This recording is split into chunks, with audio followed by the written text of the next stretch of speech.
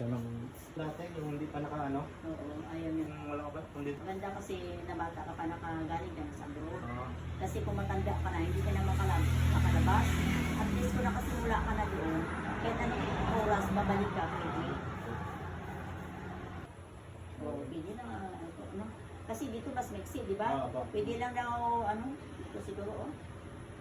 Tama na makapantay dito sa pangako ko sa ano. Kaya ang ating joy ko nga panganay ko ba? Gusto rin mag ano sana. Ang target niya kasi noon, Korea. Ngayon, napunta Manila kay mag-exam.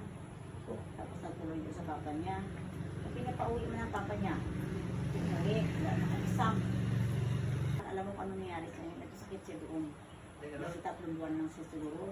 Ang nangyari, buti lang po sakit na ano, ay kung sigurado na ba talaga nga hindi ka doon. Yung pera na ano naman. Hindi ko wala iba. Buti pa mga talaga. Pag makapira ka, lupa na yun, yung napakitaan ka. Pinagita na rin pala nila yun. Kaso ano lang, sa sahod lang. Sa Ilido, naka-third cropping ng kanya sa sahod lang. Pwede na, tapos mo siya. Isang taon mo ano, di ba ubos? Oo, oo. Ano Ubos pa? mo pagkain lang? Kung pangkain, sila na matanda. Ang matanda kasi pag walang ginagawa, parang masakit ang mga kalamnan mo.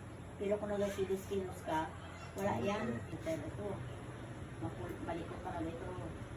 May mga pamin, may mga 2 o 3 taon na lang yan. Maglampas sa 3 taon. Sobra lang yung isip mo. Ano na yun? Wala ng 30 years. Hindi lang gano'n na. Oo. Hindi naman siya palitan. Since beneficiary. Ano ka ba? Nandiyan ka ba?